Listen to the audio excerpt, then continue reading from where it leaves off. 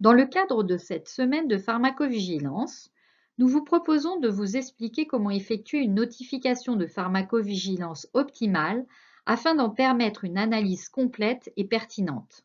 Mais d'abord, nous commencerons par revenir brièvement sur le but de la pharmacovigilance, son organisation en France et à quoi elle sert. La pharmacovigilance est un dispositif de veille sanitaire permettant la surveillance des effets indésirables des médicaments après leur mise sur le marché et la détection de signaux de sécurité qui peut conduire les autorités sanitaires à modifier le rapport bénéfice-risque de ces médicaments et, si nécessaire, les amener à prendre des mesures correctives afin d'assurer leur sécurité d'utilisation. Les centres régionaux de pharmacovigilance sont les structures opérationnelles du système national de pharmacovigilance depuis 50 ans. Le réseau français est constitué de 31 CRPV répartis sur l'ensemble du territoire national et ce maillage territorial au plus près des professionnels de santé et des patients, ainsi que leur ancrage dans un centre hospitalier universitaire favorise nettement les échanges de proximité. Ces structures hospitalières indépendantes de l'industrie pharmaceutique, le personnel devant déclarer tout lien d'intérêt, sont animées par des pharmacologues cliniciens spécialistes de la maladie médicamenteuse.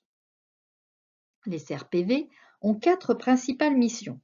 D'abord, l'alerte sanitaire par identification des signaux locaux et régionaux en termes de risques médicamenteux à partir des déclarations et des demandes de conseils faites aux CRPV par les professionnels de santé et les patients.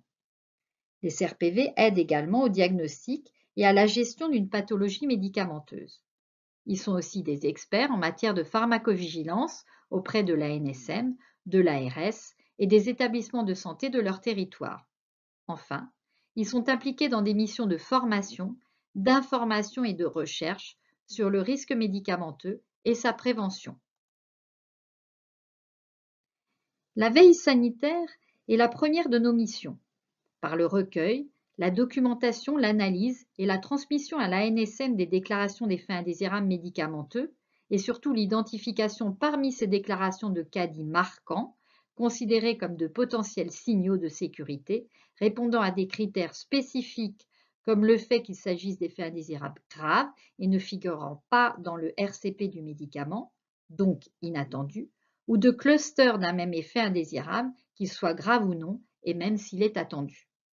Il est important de noter que les CRPV ne sont en aucun cas décisionnaires sur le devenir de ces signaux, qui seront gérés au niveau des instances nationales et européennes. Enfin, les CRPV ne sont pas des organismes habilités à recevoir, à traiter ou à indemniser d'éventuels accidents médicaux ou affections iatrogènes médicamenteuses.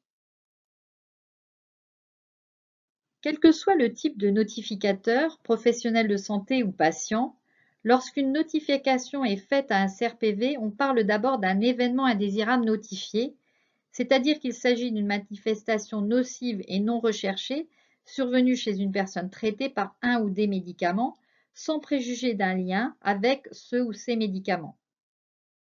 Ces notifications font l'objet d'une expertise par le CRPV pour déterminer s'il s'agit bien d'un effet indésirable suspecté d'être dû à ce ou ces médicaments.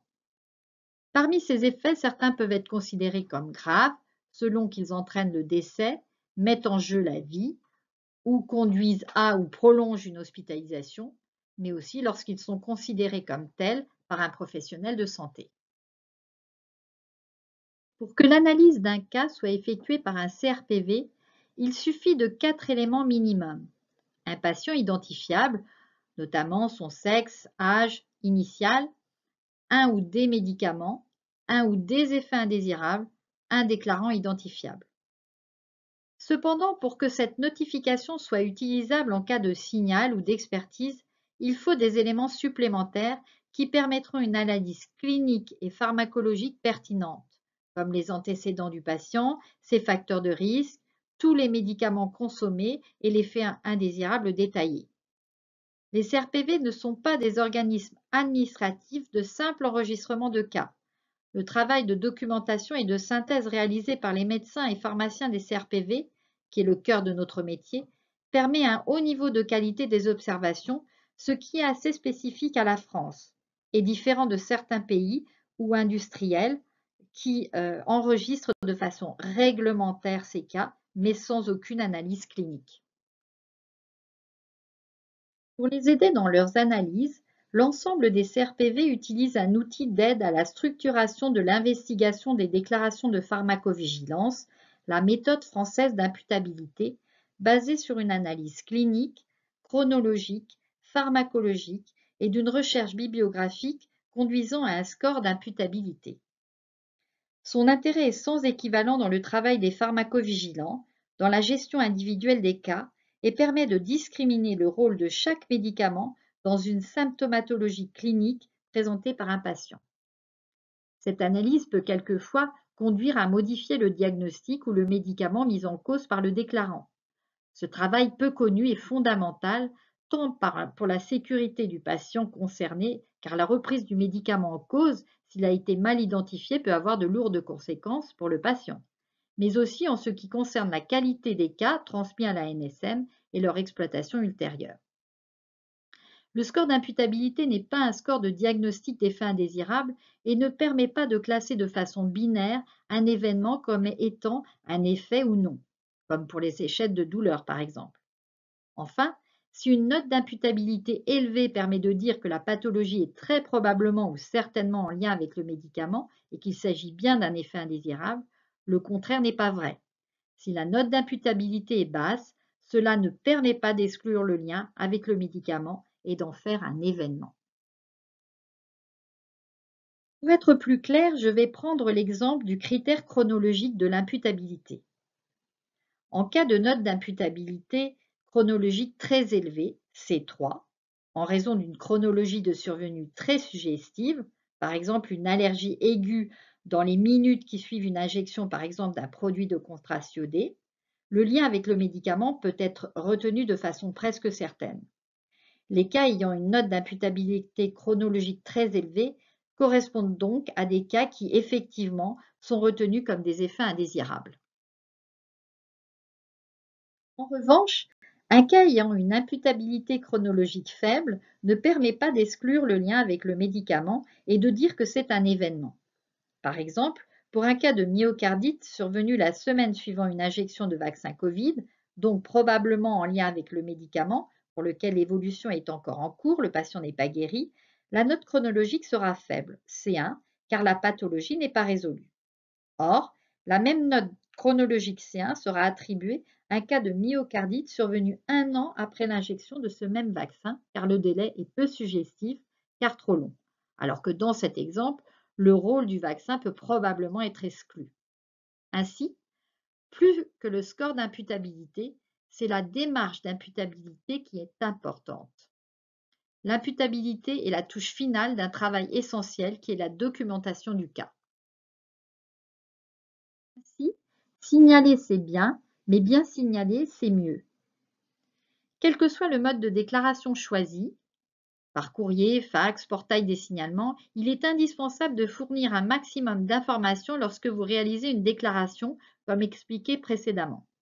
Il est également possible et recommandé de joindre des documents justificatifs, comme des bilans biologiques, des comptes rendus de consultation ou d'hospitalisation, qui peuvent par eux-mêmes servir de notification. Quoi qu'il en soit, le CRPV essayera toujours de compléter au mieux les déclarations et conduira une véritable enquête pour chercher tous ces éléments et dans ce cadre pourra être amené à vous recontacter et si vous êtes un patient et que vous l'autorisez, le CRPV pourra contacter votre médecin ou votre pharmacien. Le système de déclaration via le portail des vigilances est efficace pour recueillir les signalements, essentiellement des patients et des professionnels libéraux qui l'utilisent de plus en plus. Cependant, la qualité de son remplissage est extrêmement inégale et nos demandes complémentaires sont rarement suivies de réponses des notificateurs, ce qui est vraiment dommage et fait que peu de signaux sont issus de ce mode de déclaration. De même, la possibilité d'ajouter des documents complémentaires n'est quasiment jamais utilisée. Vos notifications sont le meilleur outil de détection des signaux. L'absence d'exhaustivité n'est nullement gênante pour la détection d'un signal. enregistrer des milliers d'événements dénués de pertinence clinique, donc inutilisables pour l'évaluation des risques d'un médicament, n'aurait aucun intérêt et serait par ailleurs irréalisable. En effet, une seule déclaration très bien documentée permet de faire un cas marquant et de lancer un signal. Nous pouvons donner l'exemple d'une hépatite aiguë avec greffe hépatique survenue au cours d'un traitement des fibromes utérins par Esmia, qui a été un signal français remonté à l'Europe et qui a abouti au retrait du marché de ce médicament. Ou encore, l'exemple d'un cas d'aggravation de myasthénie survenue sous Quétec, conduisant sous l'impulsion de la France là aussi à contre-indiquer cet antibiotique chez les patients myasthéniques. Le risque d'une documentation de cas trop imprécise est de ne pas valider rapidement un signal. C'est exactement ce qui s'est passé pour les troubles menstruels des vaccins Covid à ARN messager, où ce signal potentiel remonté par la France dès juillet 2021 est resté longtemps non confirmé à l'Europe, car peu d'investigations étaient réalisées et mentionnées dans les cas notifiés pour ces effets considérés comme non graves et d'incidence spontanée élevée dans la population féminine. La diffusion d'un guide d'aide à la déclaration des troubles sévères du cycle menstruel en juillet 2022 a permis de recueillir de nouvelles déclarations de pharmacovigilance, plus précises et mieux documentées, permettant d'apporter à l'Europe des preuves supplémentaires qui ont abouti à la validation du signal en octobre 2022. Ainsi, les CRPV sont des lanceurs d'alerte, mais rien ne peut se faire sans vous. Alors soyez des lanceurs d'alerte avec nous. Nous comptons toujours sur votre mobilisation pour continuer à effectuer des signalements de qualité pour qu'ils puissent être utilisés pour améliorer la sécurité des médicaments. Merci à tous pour votre aide précieuse.